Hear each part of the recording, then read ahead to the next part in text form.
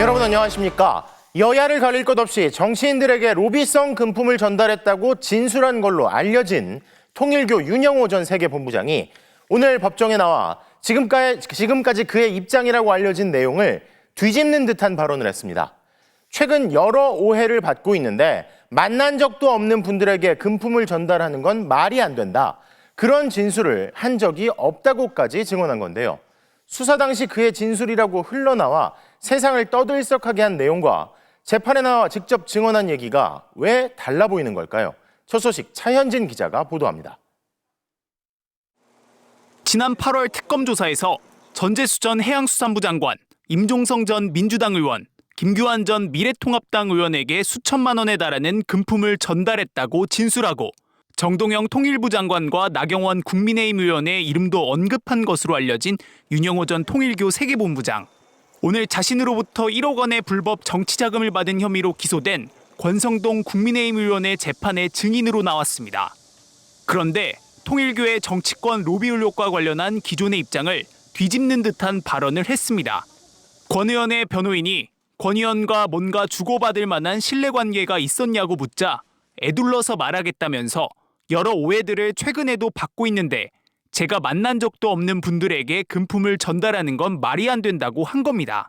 처음 만나는데 그런 상황을 구체적으로 묻는 건 어렵다고도 하면서 권 의원과의 신뢰관계가 부족해 선대위 본부장 사퇴 등의 이야기도 나누지 못했다는 취지로 말하기도 했습니다.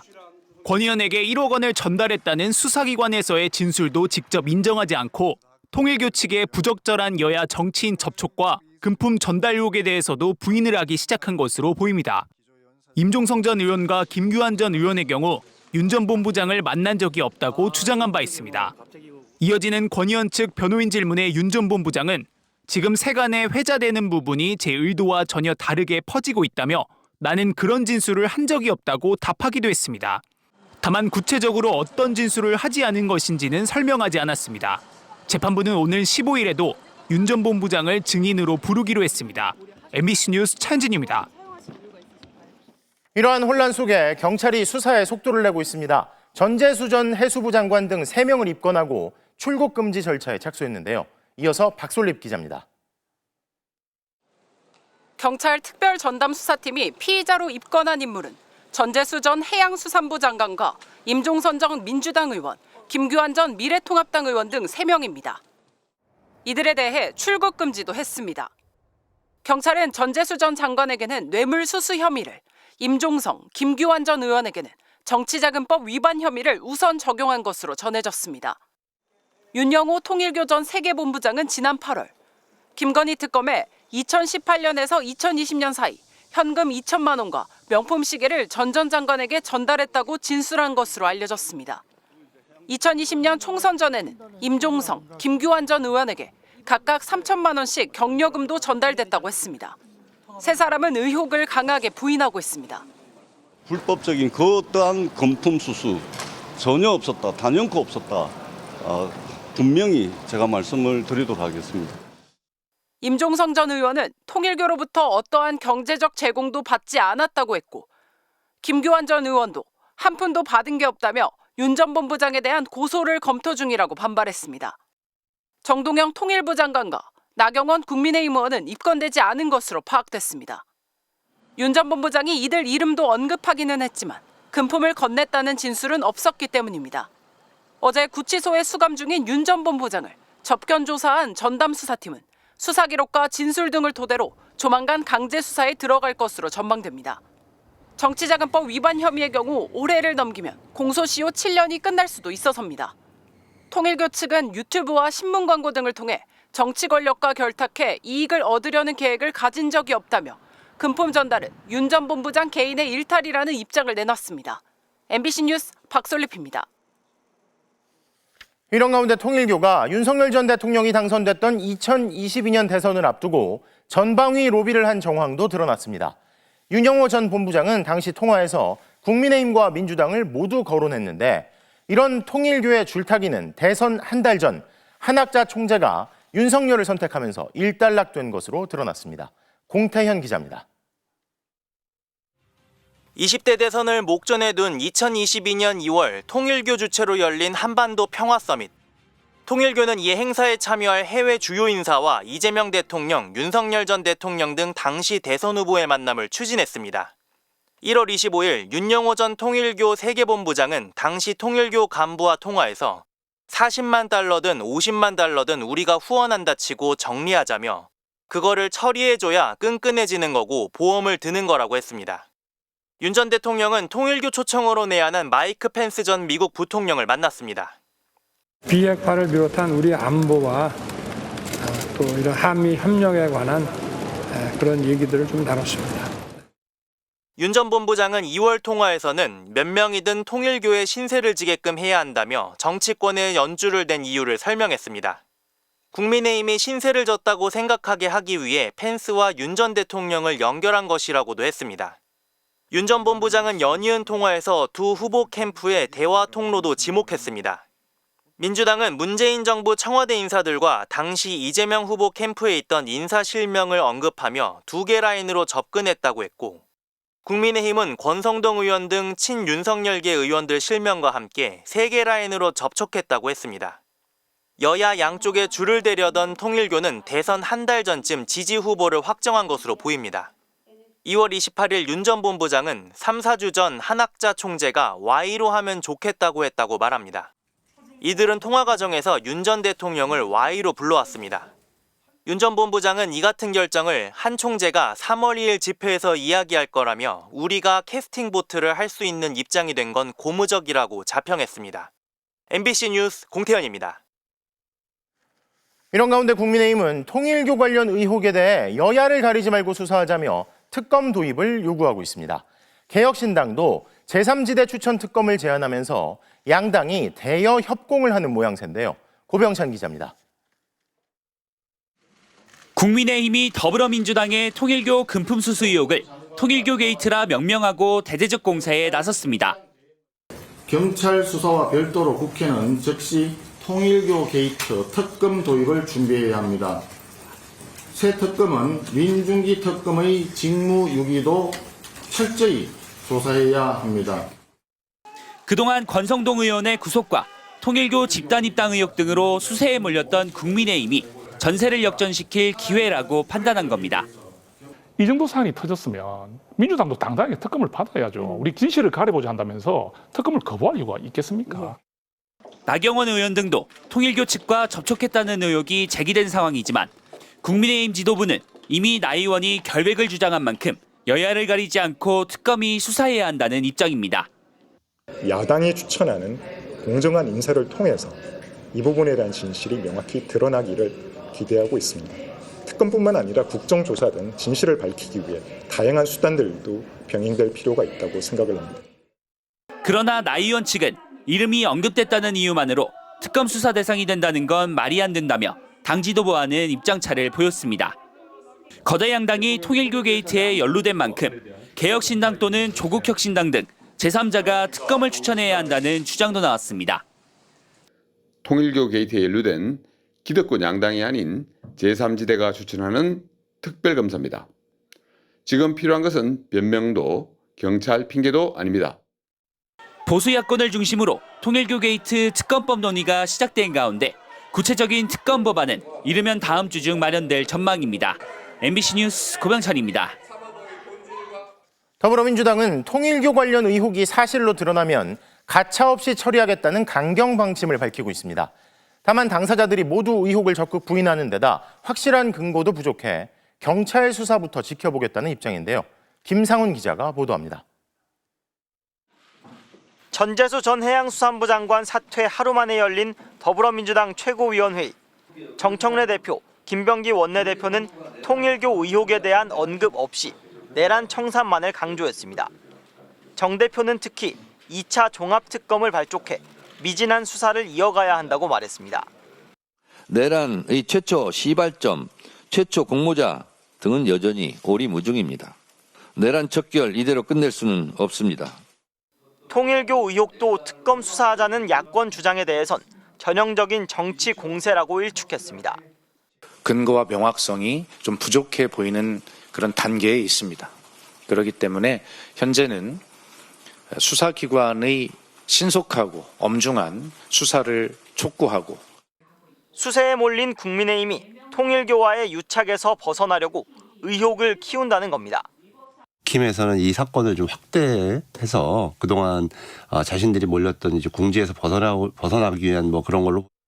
다만 근거가 드러나면 이재명 대통령의 말처럼 지위 고하를 막론하고 가차없이 처리하겠다며 신속한 수사를 촉구한다고 거듭 당부했습니다.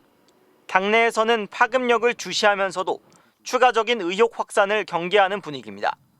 한 재선 의원은 현재 드러난 건 대선 자금이나 캠프 등 조직 차원이 아닌 개별 의원들의 문제로 우려가 비교적 덜하다고 전했고, 또 다른 중진 의원도 단순 접촉만으로는 큰 문제가 안 되고 불법 금품 수수 사실이 관건이라고 말했습니다. 다만 당내에서는 정 대표가 내세운 2차 특검에서 통일교 의혹이 다뤄지면 지방선거 목전에 문제가 커질 수 있다는 우려도 나오고 있습니다. MBC 뉴스 김상훈입니다. 광주 공공도서관 붕괴 사고 이틀째인 오늘 소방당국이 구조 작업을 중단했습니다. 추가 붕괴 우려가 나오면서 보강 작업이 필요하다고 판단한 건데요. 준비를 마치면 수색 작업이 다시 시작될 예정입니다. 현장 연결하겠습니다. 천홍희 기자, 현재 어떤 상황인지 전해주시죠. 네, 구조 현장의 안전을 위해 오늘 오전 9시 20분부터 중단됐던 수색 작업은 아직 재개되지 않고 있습니다. 당초 오후 6시부터는 수색 작업이 다시 시작될 예정이었지만 안정화 작업이 늦어지면서 재개 시점도 늦춰졌습니다. 거대한 철제 기둥이 기울어진 채 놓여 있어 무너져 내린 콘크리트 덩어리를 드러내거나 아래쪽에 철골 구조물을 절단할 때 쓰러질 가능성이 있던 것으로 알려졌습니다. 현장에선 조금 전까지 와이어를 이용해 구조물을 고정하는 작업을 진행 중이었습니다. 하지만 매몰된 근로자 2명의 위치는 아직도 파악되지 않았습니다. 제어 장치를 담당하던 50대 작업자와 철근 공인 60대 작업자가 실종 상태인데요. 소방당국은 사고 직전 탈출한 동료의 설명을 토대로 이 가운데 한 명이 지하층 중앙 지점에 매몰됐을 것으로 추정하고 있습니다. 또 다른 한 명은 사고 직전 지상 1층에 있던 모습이 CCTV에서 확인됐습니다. 사고 이후 계속 물을 뿌리고 기온도 낮아 콘크리트가 완전히 단단하게 굳진 않은 것으로 알려졌는데요. 앞으로는 굴착기 2대를 투입해 콘크리트 더미와 철근들을 제거할 예정입니다. 소방당국은 구조 작업이 본격 재개되는 대로 중장비와 구조대원을 투입해 밤샘 수색을 이어나갈 방침입니다. 지금까지 광주 도서관 붕괴 사고 현장에서 MBC 뉴스 천홍희입니다. 당시 사고 순간을 담은 CCTV 화면도 추가 공개됐습니다. 붕괴 원인은 아직 조사 중이지만 용접으로 이어붙인 뼈대 구조물이 붕괴의 시발점이 됐을 가능성이 크게 제기되고 있습니다. 김초롱 기자의 보도입니다. 광주 공공도서관 공사 현장 CCTV입니다. 철제 구조물 옥상층이 바깥쪽으로 기울기 시작하더니 순간 무너져 내립니다. 상판에 채워놨던 콘크리트도 모조리 지하층으로 떨어졌습니다. 사고 당시 옥상층에는 작업자들이 황급히 몸을 피하는 모습도 포착됐습니다. 옥상층에 있던 근로자는 그대로 철골과 함께 추락했습니다. 오늘 광주시에서 공개한 드론 촬영 영상입니다. 지하층까지 꺼진 구조물 사이로 실 같은 철근들이 얽혀 있고 그 사이를 콘크리트가 막고 있습니다. 소방대원들이 입구를 찾아 구조를 시도하지만 철근으로 거미줄같이 얽혀 있는 상태. 구조물들 그런 것들이 뒤엉켜 있기 때문에 일일이 손으로 저희들이 구조대원들이 다 절단을 해가면서. 공사장 내에 추가 붕괴 위험이 있어 잠시 구조 작업을 멈추고 구조대원들이 안전하게 진입할 수 있도록 하는 구조물 안정화 작업이 진행되기도 했습니다. 붕괴된 부분은 구조물의 중간 부분, 건물을 지탱하는 양옆 기둥은 힘없이 구부러졌습니다. CCTV 붕괴 장면을 보면 철제 구조물은 뒤틀리다 끊어져 대각선으로 꺾인 뒤 무너집니다. 전문가들은 이번 사고와 관련해 전체적인 철근 용접 부실 등 구조적 불안정성을 원인으로 지목했습니다. 이쪽에 현재 찢어진 걸 봤을 때는 굉장히 큰 힘이 작용이 됐든지 아니면은 실제 이제 건드지 못할 정도로 현재 어떤 시공 관리가 부실했다. 공사 관계자들에게도 철근 부실 시공 여부에 대한 질문이 쏟아졌습니다. 이 볼트가 물고 있기 때문에 이 부재가 같이 떨어졌기 때문에 매끄럽게 보일 수밖에 없습니다. 지금 판단하시기에 용접 부실이 좀 사고의 원인이다 이렇게 짐작하시는 게 좀 있어요? 아직 그것은 제가 말씀드릴 수는 없을 것 같습니다. 철근 공사를 수십 년간 해온 실종자 가족들도 철골 구조 문제 가능성을 지적했습니다. 지금 보시면은 빔이 저렇게 딱뚱 잘라진다는 거는 하나의 용접 불량이라든가 볼트 체결 불량이라든가. 경찰은 형사 기동대장을 팀장으로 한 전담팀을 꾸렸고 시공사를 상대로 주요 자료를 확보하는 등 본격적인 수사에 착수했습니다. MBC 뉴스 김초롱입니다. 쿠팡 개인정보 유출 사태 속보입니다. 최근 사태 이후 온라인에서 물건을 판매하는 소상공인들에게 큰 변화가 생겼다는 제보가 접수되고 있다는데요. 쿠팡 측이 쿠팡보다 싸게 팔아서는 안 된다며 네이버나 다른 데 판매 가격을 인상하라는 압박을 더 노골적으로 한다고 합니다. 조건희 기자가 단독 취재했습니다. 경기 광주의 한 식자재 창고. 박모 씨는 이 식자재들을 네이버 스토어를 통해 온라인 판매하고 있습니다. 그런데 최근 공급업체들 전화가 쇄도했습니다. 지금 사장님 4,700원에 하고 있는데 일단은 1,000원 이상으로. 당초 바질 페스토 190g을 4,700원에, 2개를 묶어 9,000원에 네이버에서 판매하고 있었는데 가격을 올려달란 요구였습니다. 이유를 묻자 쿠팡 때문이란 답이 돌아왔습니다. 1,000원에 판매하고 계시는데 그게 걸렸어요. 어디에 걸렸다는 거예요? 쿠팡이.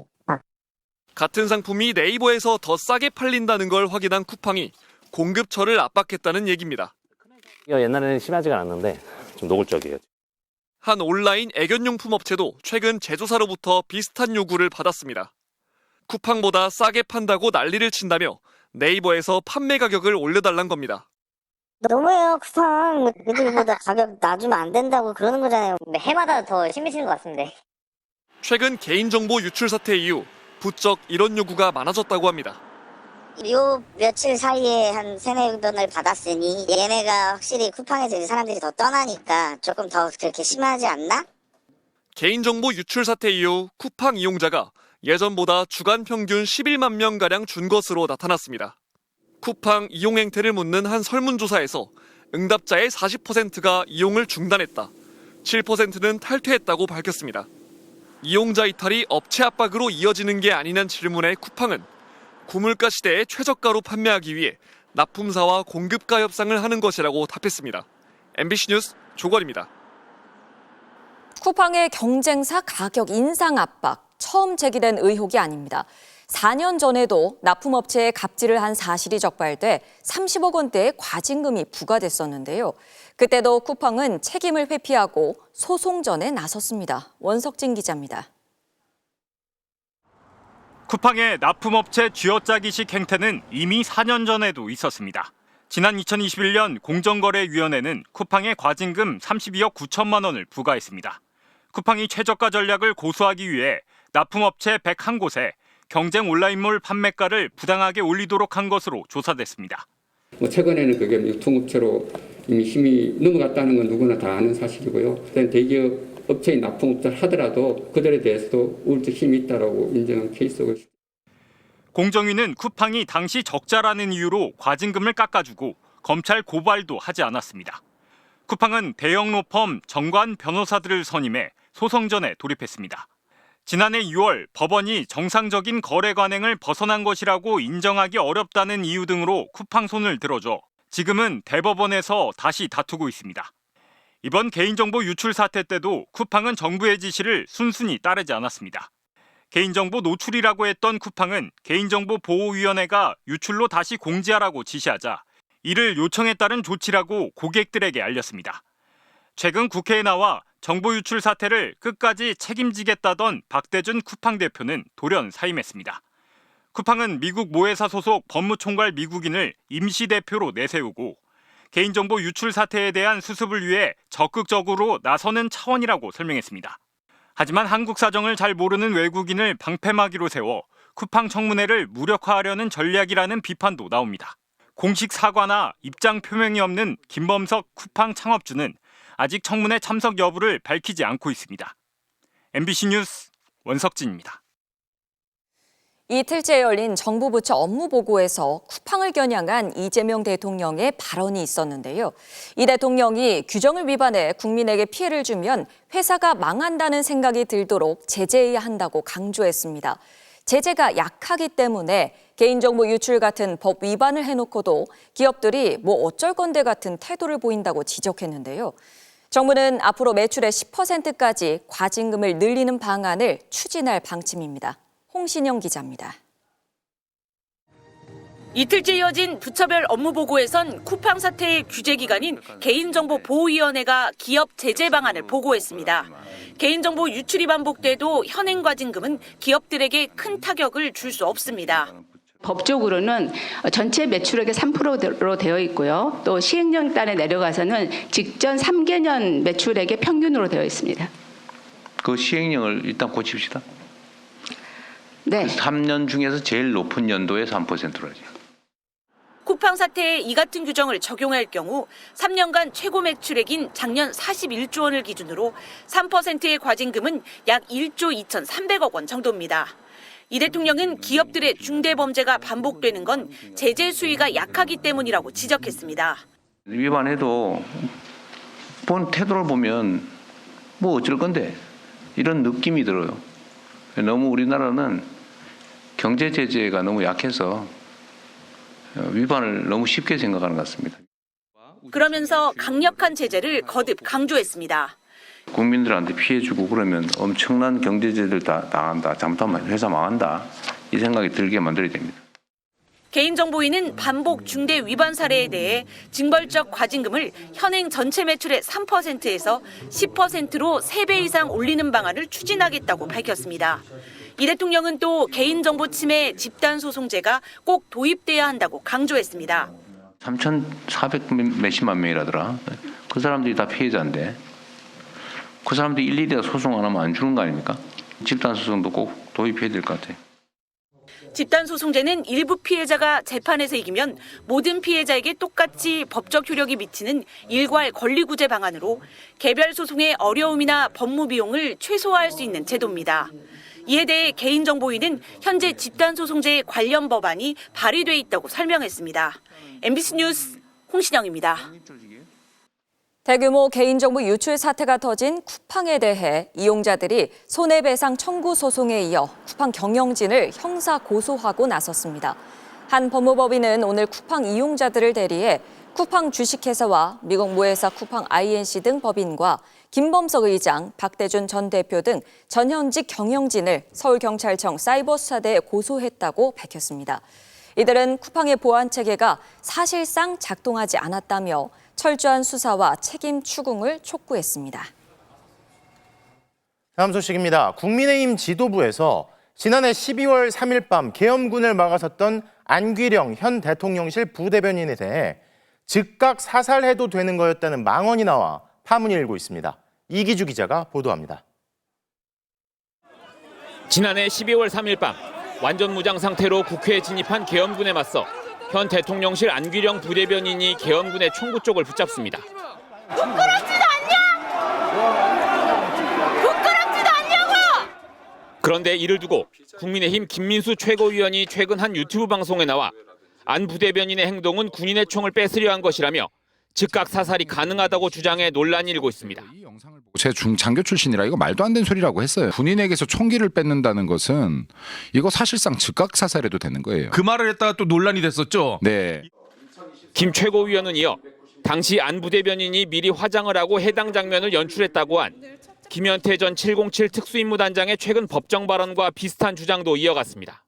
복장도 그럼 연출된 거 아니겠습니까? 가죽 자켓에 여전사처럼 보이려고 화장 풀매하고 뒤에서 덩치가 큰 보디가드들을 데리고 와서 대동에서 촬영 준비까지 하고.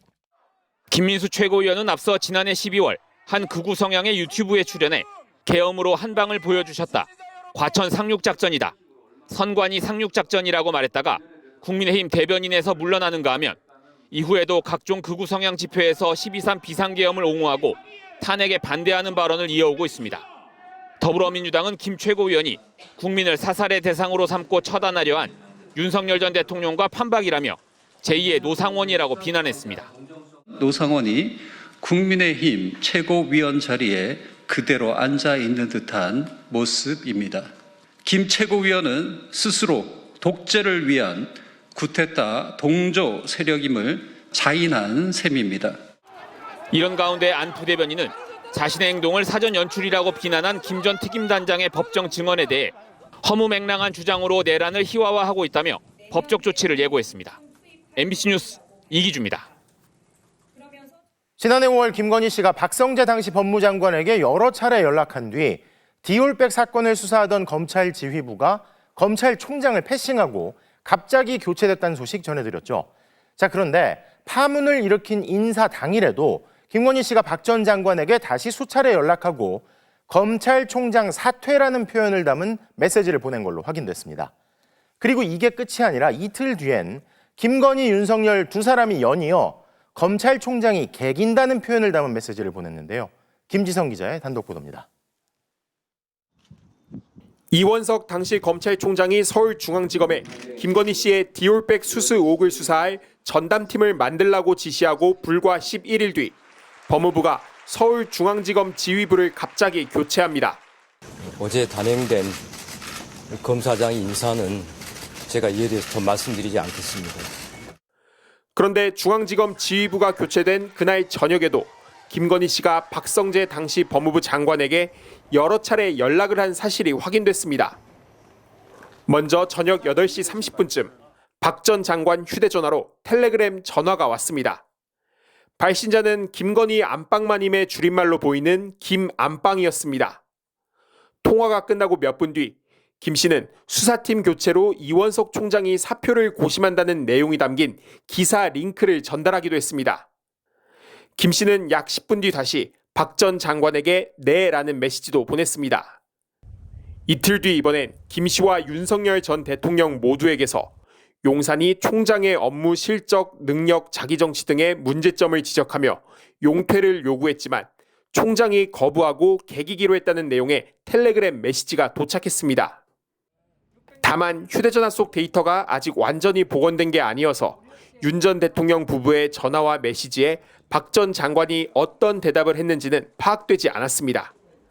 박 전 장관 측은 한두 차례를 제외하고는 김 씨에게 답장조차 하지 않았다는 입장이지만 김건희 국정농단 특검은 박 전 장관이 수사팀 교체나 이원석 총장 거취와 관련한 언급을 했을 가능성이 높은 것으로 의심하고 있습니다. 실제로 5월 30일 김주현 당시 대통령실 민정수석은 박 전 장관에게 장관님 인사 실력이 워낙 훌륭하셔서 말끔하게 잘 된 것 같다. 감사하다는 메시지를 보냈습니다. 박 전 장관과 김 전 수석은 윤 전 대통령의 최측근으로 이상민 전 행안부 장관, 이완규 전 법제처장과 함께 이른바 법조 4인방으로 불리기도 했습니다. MBC 뉴스 김지성입니다. 윤석열과 김용현 등 내란 핵심 피고인 재판이 어떤 과정을 거쳐 지귀현 재판장에게 가게 됐는지는 여전히 의문에 휩싸여 있죠. 법원 내부 인사들에 따르면 1년 전 내란 사건 첫 기소 당시 서울중앙지법 재판장들은 이런 내용을 논의했다고 합니다. 유서영 기자의 단독 보도입니다. 지난해 12월 27일 검찰이 김용현 전 국방장관을 내란 중요 임무 종사 혐의로 재판에 넘겼습니다. 12.3 비상계엄 사태와 관련한 첫 기소였습니다. 이 무렵 서울중앙지법에서 대면 회의가 소집됐습니다. 재판 배당을 총괄하는 형사수석부장 주재로 형사합의부 재판장 14명이 모였습니다. 내란 사건을 어느 재판부에 맡겨야 할지 논의하기 위한 자리였는데 이메일이나 전화를 통하지 않고 재판장 전원이 직접 모여 배당에 관한 의견을 나누는 건 상당히 이례적인 일이었다고 합니다. 복수의 회의 참석자는 당시 무작위 전산 배당엔 전반적으로 이견이 없었지만 대상을 어떻게 선정할지를 두고 여러 의견이 오갔다고 전했습니다. 우선 나온 의견은 재판부에 온 지 2년이 지나 재판장의 사무 분담이 바뀔 예정이거나 3년이 지나 법원을 옮길 예정이었던 재판부를 제외하자는 것, 또 성폭력 전담 재판부 역시 제외하자는 의견이 나온 걸로 전해졌습니다. 성폭력 전담 재판부에서 내란 사건을 맡는 것이 외부에선 이상해 보일 수 있다는 이유였습니다. 그런데 2, 3년차 재판장만 제외해도 배당 후보로 남는 재판부가 서너 곳밖에 되지 않았다고 합니다. 결국 인사 시기가 임박해 중앙지법을 떠나야 하는 재판장이 있는 재판부와 주요 사건을 선고하는 재판부를 제외하기로 기준을 좁혔더니 10곳가량이 남았고 이 재판부들을 대상으로 전산 배당이 실시됐습니다. 국민적 관심이 쏠린 내란 사건 배당 과정에서 판사의 인사 이동만 결정적인 변수가 된 셈입니다. 배당 결과 경제, 식품, 보건 사건을 주로 맡던 지기현 재판부가 김용현 전 장관 사건을 맡게 됐고 내란 중요 임무 종사 혐의로 기소된 조지호 경찰청장 그리고 내란 우두머리 혐의를 받는 윤석열 전 대통령 사건도 동일성이 높은 관련 사건으로 분류돼 줄줄이 지기현 재판부에 배당됐습니다. MBC 뉴스 유서영입니다. 내란 전담재판부 설치안에 대해 우려를 표하고 있는 법원은 사건의 무작위 배당이 재판 독립과 공정의 핵심 토대라고 주장해왔죠. 자, 그런데 재판장 회의에서 오갔다는 논의들을 보면 그동안 내란 사건 재판 배당이 온전히 무작위로 이루어졌다고 할 수 있는지는 의문인데요. 이어서 윤상문 기자가 단독 보도합니다. 내란 재판들은 모두 적시 처리 필요 중요 사건으로 지정돼 있습니다. 말 그대로 제때 처리해야 할 중요한 사건이기 때문에 배당할 때부터 특별한 취급을 받습니다. 사건의 전문성, 복잡성, 재판장의 인사이동 가능성, 현재 업무량 등을 종합적으로 고려해 특정 재판부를 지정해 배당하거나 특정 재판부를 배제한 채 무작위 배당할 수 있습니다. 사법부는 재판의 독립을 위한 무작위 배당의 중요성을 강조해왔습니다. 배제 사유에 있는 재판부를 제외하고 나머지 재판부를 상대로 해서 무작위 전산 배당을 한 것은 그 당시로서는 어쩔 수 없는 선택이었지 않았을까 생각을 하고 문제는 사법부 밖에선 그 기준이 자의적으로 비춰진다는 겁니다. 내란 사건 무작위 배당 후보 재판부를 추리려고 인사이동 가능성과 업무량 등을 고려했더니 14개 재판부 중 10여 곳이 빠지게 되자 결국 4곳만 배제했습니다. 회의에선 더 주관적인 이야기도 오갔습니다. 부패 사건 전담부가 사건을 맡아야 하는 것 아니냐는 논의도 있었다는 겁니다. 법원 예규의 부패 사건에 내란죄는 포함돼 있지 않다 보니 예규를 고쳐야 한다는 말도 나왔다가 사후에 기준을 만들게 되는 문제로 없던 이야기가 됐습니다. 외부의 시선을 의식해 성폭력 전담 재판부를 배제하자는 제안이 나온 것에 대해서 한 참석자는 재판을 안 맡으려고 저러나 하는 생각이 들었다고 당시 상황을 전하기도 했습니다. 개별 법관에 대한 사건 배당은 최대한 객관적이고 투명한 기준으로 수립되어야 한다. 사법부가 무작위 배당 원칙이 깨진다는 이유로 내란 전담 재판부에 반대하며 인용한 보고서입니다. 서울중앙지법은 재판장 협의 내용을 공개하면 불필요한 오해가 생기고 자율적 협의도 어려워질 수 있어 이날 회의의 구체적인 내용을 공개할 수 없다고 밝혔습니다. MBC 뉴스 윤상문입니다. 쿠팡 사건 외압 의혹을 받는 어미준 검사가 쿠팡 사건 말고 다른 사건 수사에서도 수사팀의 결론을 뒤집었다는 진술이 확인됐습니다. 수사팀은 형사처벌까지 갈 사안이 아니라며 무혐의 보고를 했지만 당시 어미준 검사가 직접 문구까지 고친 끝에 결론이 기소로 뒤집혔다는 건데요. 구나연 기자의 단독 보도입니다.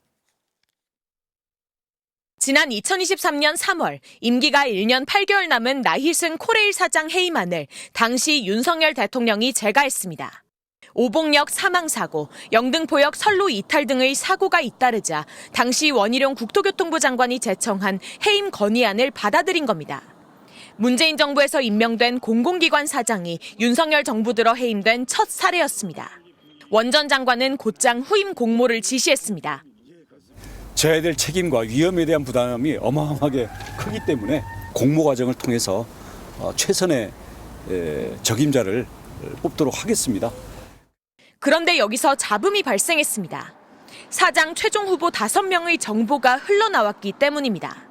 국토부는 절대 일어나선 안 될 일이라며 감사를 실시하고 수사도 의뢰했습니다.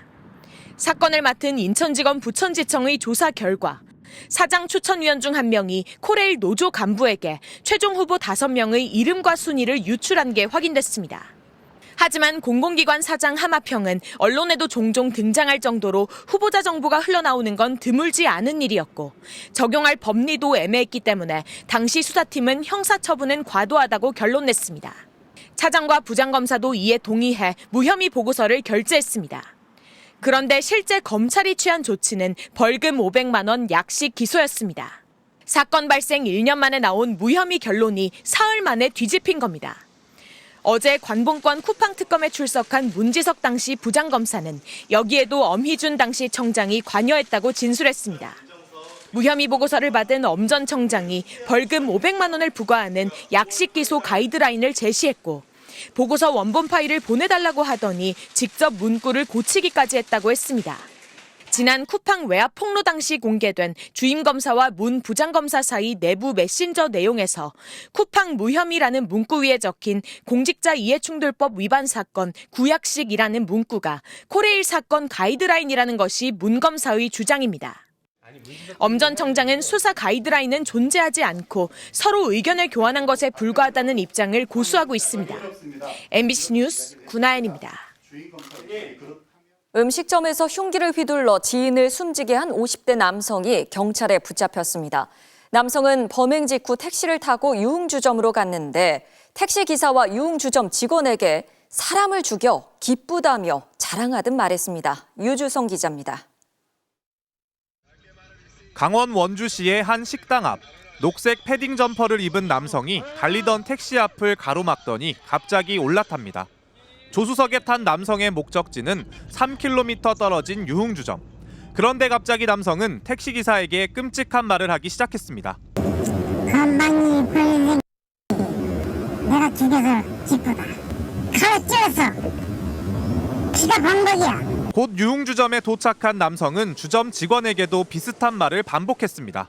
담당 웨이터한테 그랬대요. 자기가 사람을 죽였다고. 오늘 열받아서. 10여 분 뒤 유흥주점으로 경찰이 진입해 남성을 연행합니다. 50대 남성이 실제 20여 분 전 식당에서 또래인 지인을 흉기로 찔러 숨지게 한 겁니다. 빠른 검거가 가능했던 건 택시기사가 남성의 말을 흘려듣지 않고 바로 신고했기 때문입니다. 하나 안에서 뭐 사람을 찔렀다는 이런 얘기를 하길래 좀 의심스러워서 경찰관이 혹시 인상착의로 저에게 물어보길래 맞다라고 하니까. 사건이 일어난 가게 앞입니다. 바닥에는 휴지가 널브러져 있고 피해자의 혈흔도 그대로 남아 있습니다. 남성은 피해자가 평소 자신을 무시해 사이가 좋지 않았다고 진술했는데 경찰은 이 남성이 인근 마트에서 흉기를 구매해 범행을 저지른 것으로 보고 계획범죄 여부를 조사하는 한편 살인 혐의를 적용해 구속영장을 신청했습니다. MBC 뉴스 유주성입니다. 어제 저녁 경기 용인의 한 아파트에서는 40대 남성이 투신 사망하고 남성의 차에서는 9살 아들이 숨진 채 발견됐습니다. 경찰은 아들을 살해한 후 자살한 것으로 추정하고 있습니다. 이승지 기자입니다. 경기 용인시의 한 아파트. 1층 화단에 경찰 통제선이 쳐져 있고 나무까지도 부러져 있습니다. 어제 저녁 6시쯤 이 아파트에서 사람이 떨어졌다는 119 신고가 접수됐습니다. 무슨 소린가 하고 가봤더니만 사람이 쓰러져 있다. 심정지 상태로 발견된 40대 남성 이모 씨는 병원으로 옮겨졌지만 숨졌습니다. 숨진 이 씨 바지 주머니에서는 승용차 열쇠가 나왔습니다. 경찰이 아파트 지하주차장에서 찾은 차 뒷좌석에는 이 씨의 9살 아들도 숨져 있었습니다. 숨진 아이는 근처 특수학교를 다녔는데 평소 이 씨가 아들의 등하교를 도왔습니다. 아들의 사이는 질식사로 추정된다는 거만이 소견을 토대로 경찰은 이 씨가 아들을 살해하고 투신한 것으로 보고 있습니다. 경찰은 CCTV 영상 분석을 통해 어제 오후 이 씨가 하교한 아들을 차에 태우고 한 상가 건물 지하주차장에 들렀다. 한참을 지나 자신이 예전에 살던 아파트로 와 주차장에 차를 세운 뒤 곧바로 20층으로 올라간 것으로 확인했습니다. 그 과정에 개입한 사람은 없었습니다. 언제 번 봤나 그 정도 봤는데 애기하고 다닌 거는. 이 씨 집에서는 신변을 비관하는 내용의 메모가 나왔습니다. 경찰은 이 씨가 최근 주식 투자로 2억 원을 잃었다고 말했다는 유족 진술을 확보했습니다. 경찰은 국립과학수사연구원에 이 씨 부자의 부검을 의뢰하고 자녀 살해 후 자살로 드러나면 공소권 없음으로 수사를 마무리하기로 했습니다. MBC 뉴스 이승지입니다. 롯데백화점 잠실점에서 보안요원이 금속노조 조합원들에게 노조조끼를 벗어달라고 요구해 논란이 커지고 있습니다. 단지 밥을 먹으러 갔을 뿐인데 말이죠. 인권단체와 노동계는 뿌리 깊은 노조 혐오가 드러난 거라며 강하게 반발하고 나섰습니다. 차우영 기자입니다. 그제 저녁 롯데백화점 잠실점 지하식당가 인근 쿠팡 본사에서 열린 쿠팡 규탄 집회에 참석했던 민주노총 금속노조 조합원들이 식사를 하려고 자리를 잡았습니다. 그러자 백화점 안전요원이 제지합니다. 조끼 입었다는 이유로 이런 취급을 받아야 되겠어요? 노조 조끼를 문제 삼으며 벗어달라고 한 겁니다. 공공장소에서 언제 이런 에티켓이 네, 우리 공공장소 이런 거 다 다녀요. 청와대 앞에도 다니고. 그러자 안전요원은 여기는 사유지라 다르다고 합니다. 특정 여기는 사유지지. 백화점이 정한 기준인데 조끼에는 이수기업 해고노동자 복직 등을 요구하는 내용이 적혀 있었습니다. 노동자를 혐오한다는 거예요, 그게. 저도 노동자입니다. 네? 그러니까.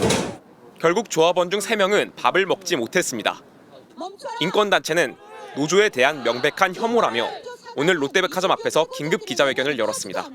표현의 자유와 노조 활동할 권리에 대한 침해이자 차별입니다. 노조 조끼와 몸좌부를 혐오 물품으로 취급하는 것이며 롯데백화점은 안전요원이 주변의 다소 불편한 분위기를 감지하고 벗어달라고 한 거라면서 출입 고객이 복장 규정을 별도로 두고 있지 않다고 했습니다. 아니 보안 노동자가 무슨 잘못이 있습니까? 그 사람은 지침에 따라서 그냥 한 거고 사과하려면 롯데가 정확하게 사과하는 게 맞다. 롯데백화점 측은 피해 당사자를 직접 만나 사과드리겠다며 보안요원에게 책임을 전가하거나 불이익을 주지 않겠다고 했습니다. MBC 뉴스 차호영입니다. 12월 임시국회가 열리고 있는 국회에서는 오늘도 무제한 토론 필리버스터가 진행되고 있습니다. 여야의 대치로 다른 민생 법안 처리도 하루씩 늦어지고 있는데요. 국회 연결합니다. 이재욱 기자, 지금 본회의가 진행 중인가요? 네, 12월 임시국회 이틀째인 오늘은 은행이 부담해야 할 법정 출연금을 대출자에게 넘기지 못하게 하는 은행법 개정안이 상정됐는데요. 국민의힘은 또다시 필리버스터, 무제한 토론을 신청해 지금은 민병덕 더불어민주당 의원이 이현승 국민의힘 의원에 이어 토론을 하고 있습니다. 앞서 국회는 어제부터 24시간 동안 진행됐던 필리버스터를 종결하고 확정되지 않은 형사사건 판결문도 열람할 수 있도록 형사소송법 개정안을 통과시켰습니다. 이후 은행법 개정안이 본회의에 상정됐고 국민의힘은 곧장 새로 무제한 토론을 신청해 이어가고 있는 겁니다. 은행법 무제한 토론은 내일 오후까지 계속되며 토론이 종결되는 대로 법안 표결에 들어갑니다. 12월 임시국회에는 형사소송법과 은행법, 경찰관 직무집행법 등 3개 법안이 상정됐습니다. 국민의힘은 내란전담 재판부 설치 법안 등을 8대 악법이라고 규정하며 이 법안들이 철회되지 않으면 무제한 토론을 이어간다는 방침입니다. 따라서 내일 은행법이 본회의를 통과하더라도 경찰관 직무집행법 무제한 토론이 다시 시작될 걸로 예상됩니다. 법안 하나가 본회의를 통과하기까지 만 하루씩 걸리는 겁니다. 모레 종료되는 임시국회는 오는 21일쯤 다시 열릴 예정인데 야당의 반발에도 민주당은 이때 내란전담 재판부 설치 법안을 통과시킨다는 방침입니다. 여야의 양보 없는 대치가 이어지는 동안 상호합의한 반도체 특별법 등 경제 활성화 법안, 전자상거래 소비자보호법 등 민생 법안까지 계약 없이 처리가 늦어지고 있습니다. 지금까지 국회에서 전해드렸습니다. 부산에는 크리스마스 시즌마다 시민들에게 즐거움을 준 산타버스와 인형버스가 운행됐었는데요. 지역 명물로 자리 하나 있는데 운행을 중단하게 됐습니다. 부산시가 안전을 우려해 장식물을 철거하기로 한 건데 시민들 반응은 갈리고 있습니다. 유태경 기자입니다. 루돌프 장식이 달린 버스가 정류소에 멈춰섭니다. 내부는 화려한 장식으로 크리스마스 분위기가 물씬 풍깁니다. 시민들에게 즐거움을 주기 위해 버스 기사들이 자발적으로 꾸민 산타 버스입니다. 부산에선 4대가 운행 중이었는데 이달부터 모두 철거가 결정됐습니다. 각종 캐릭터 장식으로 어린이 승객들에게 큰 인기를 끌었던 인형버스도 이달 초 운행이 종료됐습니다. 부산시가 안전을 이유로 장식물 철거를 통보했기 때문입니다.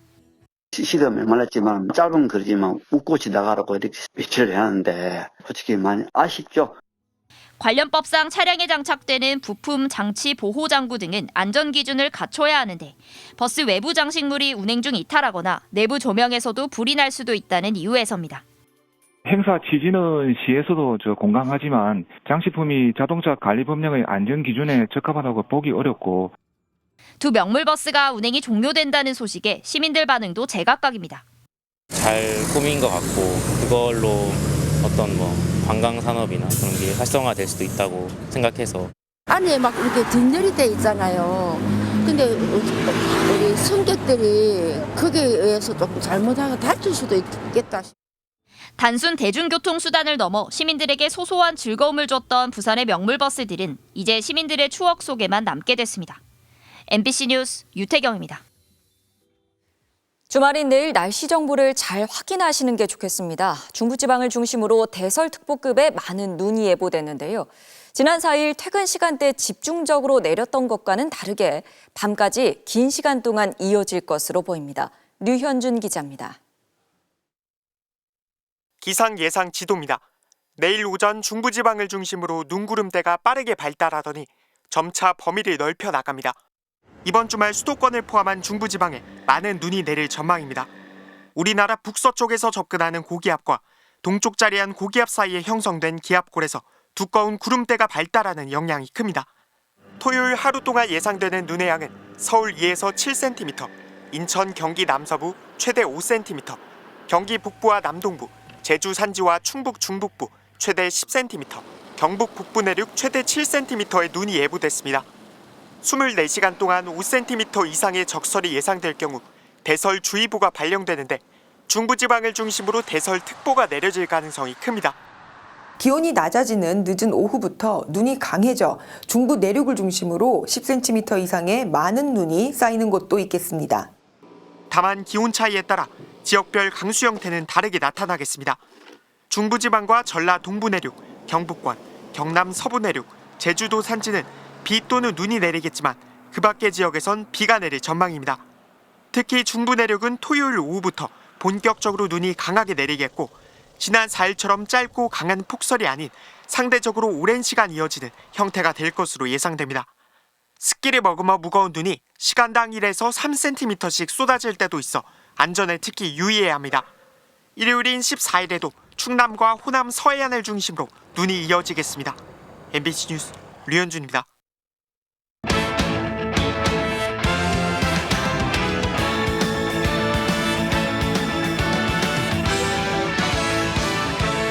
금요일 밤 스포츠 뉴스입니다.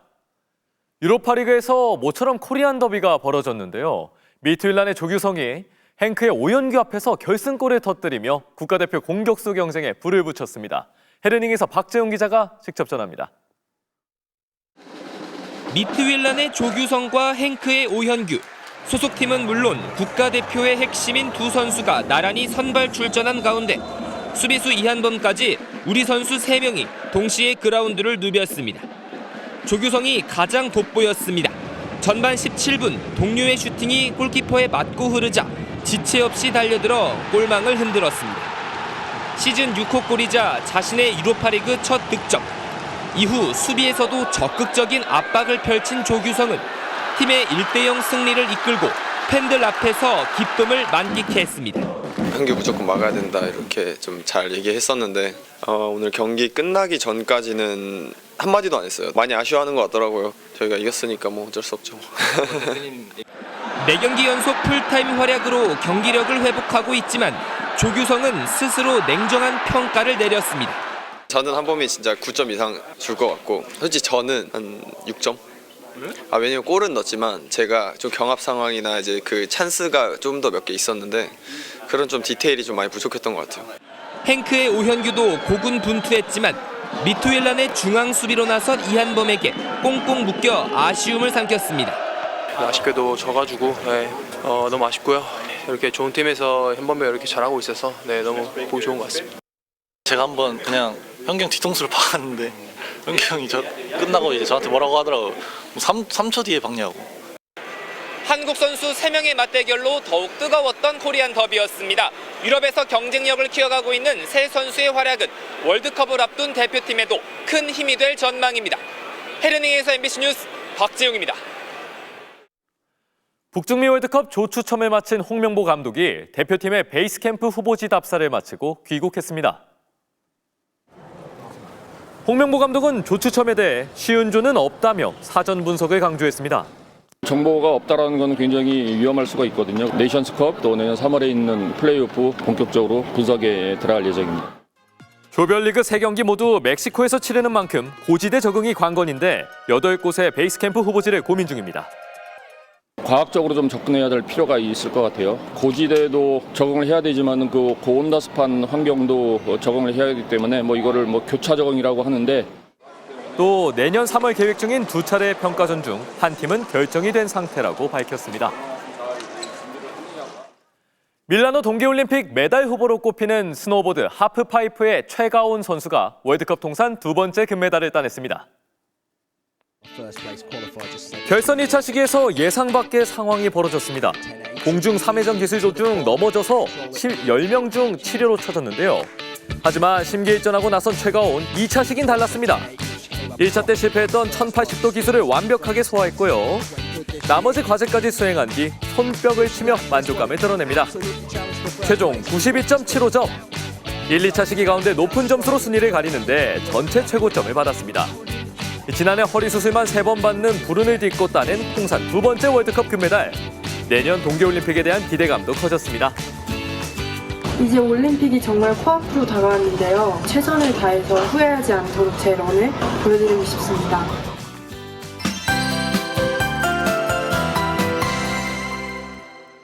주말인 내일은 강한 눈구름이 몰려옵니다. 서해상에서 동쪽으로 이동하는 기압골의 영향으로 아침부터 밤사이 전국 대부분 지방에서 비 또는 눈이 내리겠는데요.